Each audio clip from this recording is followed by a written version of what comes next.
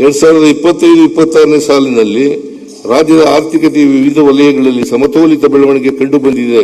ಉತ್ತಮ ಮುಂಗಾರಿನಿಂದಾಗಿ ಕೃಷಿ ಕ್ಷೇತ್ರದಲ್ಲಿ ಶೇಕಡಾ 9.1%, ಕೈಗಾರಿಕಾ ವಲಯದಲ್ಲಿ ಶೇಕಡಾ 6.7% ಹಾಗೂ ಸೇವಾ ವಲಯದಲ್ಲಿ ಶೇಕಡಾ 8.1% ಬೆಳವಣಿಗೆ ದಾಖಲಿಸಿದೆ. ಸರ್ಕಾರವು ಹೆಚ್ಚಿಸಿದ ಬಂಡವಾಳ ಹೂಡಿಕೆಯ ಜೊತೆಗೆ ಖಾಸಗಿ ಹೂಡಿಕೆಯಲ್ಲಿನ ಹೆಚ್ಚಳವು ರಾಜ್ಯದ ಒಟ್ಟಾರೆ ಆರ್ಥಿಕ ಬೆಳವಣಿಗೆಗೆ ಉತ್ತೇಜನ ನೀಡಿದೆ. 2025-26ನೇ ಮೊದಲಾರ್ಧದಲ್ಲಿ ರಾಜ್ಯಕ್ಕೆ 9.4 ಬಿಲಿಯನ್ ಅಮೆರಿಕನ್ ಡಾಲರ್ಗಳಷ್ಟು ವಿದೇಶಿ ಹೂಡಿಕೆಯಾಗಿರುತ್ತದೆ. ಇದು ದೇಶದ ಒಟ್ಟು ವಿದೇಶಿ ಒಳಹರಿವಿನ ಶೇಕಡಾ 26.7% ಇರುತ್ತದೆ ಹಾಗೂ ಕಳೆದ ವರ್ಷಕ್ಕಿಂತ 2.6 ಪಟ್ಟು ಹೆಚ್ಚಳವನ್ನು ದಾಖಲಿಸಿದೆ.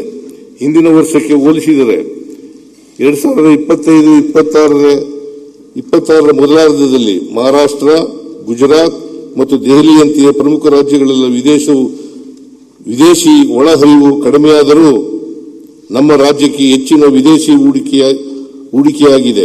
ಕೈಗಾರಿಕಾ ನೀತಿ 2025-30 ಜಾರಿಗೊಳಿಸುವುದರಿಂದ ಇನ್ನೂ ಹೆಚ್ಚು ಹೂಡಿಕೆಯನ್ನು ನಿರೀಕ್ಷಿಸಲಾಗಿದೆ. ಭಾರತದಲ್ಲಿ ಜಾಗತಿಕವಾಗಿ ಸಮೀಕೃತವಾಗಿರುವ ರಾಜ್ಯ ಆರ್ಥಿಕತೆಗಳಲ್ಲಿ ಕರ್ನಾಟಕವು ಒಂದಾಗಿದೆ. ಮಾಹಿತಿ ತಂತ್ರಜ್ಞಾನ ಮತ್ತು ಐಟಿ ಸಂಬಂಧಿತ ಸೇವೆಗಳು, ಜೈವಿಕ ತಂತ್ರಜ್ಞಾನ, ಏರೋಸ್ಪೇಸ್ ಮತ್ತು ರಕ್ಷಣಾ ಕ್ಷೇತ್ರದ ಉತ್ಪಾದನೆ, ಎಲೆಕ್ಟ್ರಾನಿಕ್ ಮತ್ತು ಸೆಮಿಕಂಡಕ್ಟರ್ ವಿನ್ಯಾಸ, ಸ್ಟಾರ್ಟ್ಅಪ್ ಮತ್ತು ಮುಂದುವರಿದ ಉತ್ಪಾದನೆಯಲ್ಲಿ ನಮ್ಮ ರಾಜ್ಯದ ನಾಯಕತ್ವವು ಭಾರತದ ರಫ್ತು ಕ್ಷೇತ್ರ ಮತ್ತು ವಿದೇಶಿ ನೇರ ಹೂಡಿಕೆಯ ಒಳಹರಿವುಗಳಿಗೆ ಪ್ರಮುಖ ಕೊಡುಗೆದಾರರನ್ನಾಗಿ ಮಾಡಿದೆ.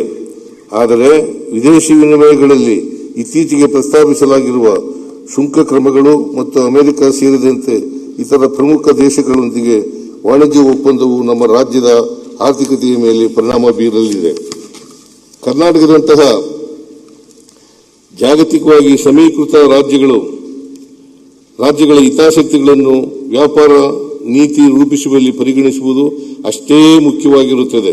ಸಹಕಾರಿ ಒಕ್ಕೂಟದ ನಿಜಾರ್ಥದಲ್ಲಿ ಕೇಂದ್ರ ಮತ್ತು ರಾಜ್ಯಗಳ ನಡುವಿನ ಒಡನಾಟವು ದೇಶದ ವಿದೇಶಿ ವ್ಯವಹಾರಗಳನ್ನು ಬಲಪಡಿಸಿ ಪ್ರಾದೇಶಿಕ ಆರ್ಥಿಕ ಹಿತಾಸಕ್ತಿಗಳನ್ನು ರಕ್ಷಿಸುವ ನಿಟ್ಟಿನಲ್ಲಿ ಕಾರ್ಯನಿರ್ವಹಿಸಬೇಕು. ದೇಶದ ಆರ್ಥಿಕ ಅಭಿವೃದ್ಧಿಗೆ ರಾಜ್ಯವು ಸದಾ ಸಕ್ರಿಯವಾಗಿ ಕೊಡುಗೆ ನೀಡುತ್ತಿದ್ದು, ಕೇಂದ್ರ ಸರ್ಕಾರದೊಂದಿಗೆ ಈ ಸಹಕಾರವನ್ನು ಮುಂದುವರಿಸಲಾಗುವುದು. ಕ್ಷಣ ಕ್ಷಣದ ಸುದ್ದಿಗಳಿಗಾಗಿ ಫ್ರೀಡಂ ಟಿವಿ ಸಬ್ಸ್ಕ್ರೈಬ್ ಮಾಡಿ, ಲೈಕ್ ಮಾಡಿ ಹಾಗೂ ಫಾಲೋ ಮಾಡಿ. ಹೊಸ ಸುದ್ದಿಗಳ ನೋಟಿಫಿಕೇಶನ್ಗಾಗಿ ಬೆಲ್ ಐಕಾನ್ ಮೇಲೆ ಕ್ಲಿಕ್ ಮಾಡಿ.